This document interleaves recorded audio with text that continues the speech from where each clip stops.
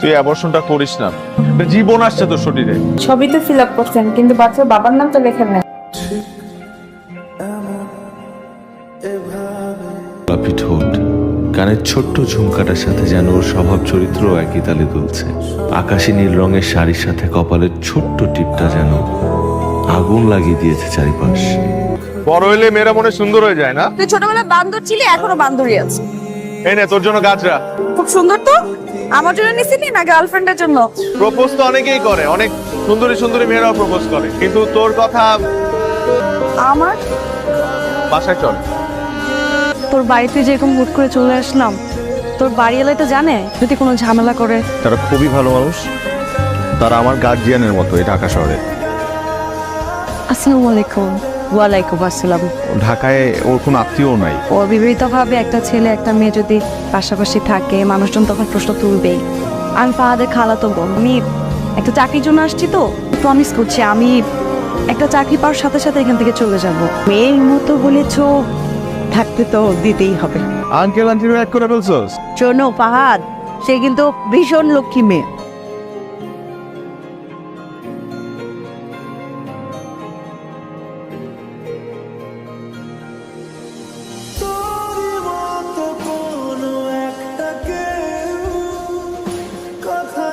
অনেক আগে কে?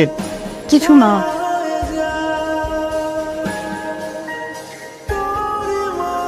কর কর, তাড়াতাড়ি কর। এই কাজটা করে দেন না, সম্ভব না, অ্যাবর্শন হবে না।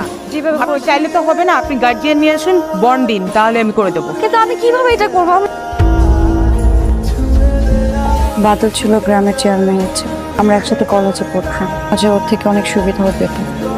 ও যা ছিল তা পেয়ে গেছে দেখে আমাকে নাকি ওর আর ভালোই লাগে না। অনেক চেষ্টাও করছে সুইসাইড করার, পারি না।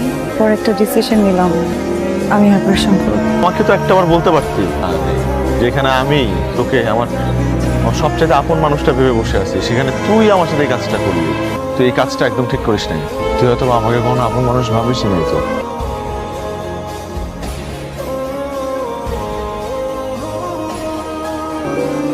আমি সরি রে। আজকে আমি মন থেকে তোকে একটা কথা বলবো, তুই রাখবি না?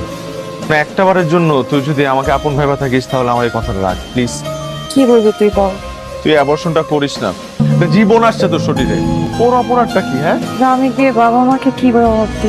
আর ও যখন বড় হবে আমাকে জিজ্ঞেস করবে ওর বাবা কি, তখন আমি কি উত্তর দিব? আমি এত কিছু বুঝি না। তুই একটা জীবনকে এভাবে শেষ করে দিতে পারবি না। তুই জন্ম দিলেই যদি সবাই বাবা হতে পারতো, তাহলে তো হতোই। সন্তানকে যদি তুই জন্ম দিস, তাহলে তুই ওর মা, তুই ওর বাবা হবি। আমার কথাটা রাখ। আপনাকে নিজের খেয়াল রাখতে হবে। আপনি যদি একটু বলে দিতেন, মানে ওর এখন বেশি কি কি খেয়াল রাখা উচিত। তোরা মানা করছি ভারী কাজ করতে না। আসছে আমার টিচার লেকচার দিতে। পা, তোর হাতে এটা কি? কি এটা?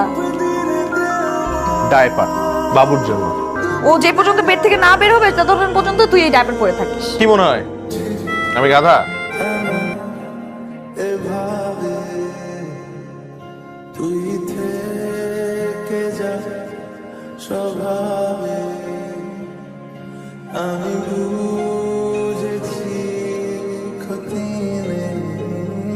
এর বিল আসছে ৪৫,০০০ টাকা। হয়েছে কি, আমার কাছে ২৫,০০০ টাকা আছে। আপনি এটা রাখেন, আমাকে একটু সময় দেন, আমি বাকি টাকাটা আমি। আসলে আপনার রোগীর অপারেশন আছে, যার কারণে পুরো টাকাটা একসাথে দরকার।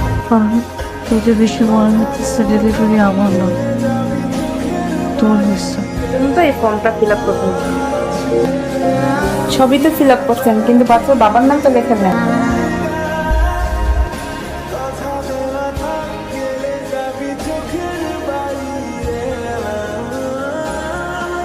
আমি এক আখির প্রেমে পড়েছিলাম, যাকে আমি ভালোবেসেছিলাম।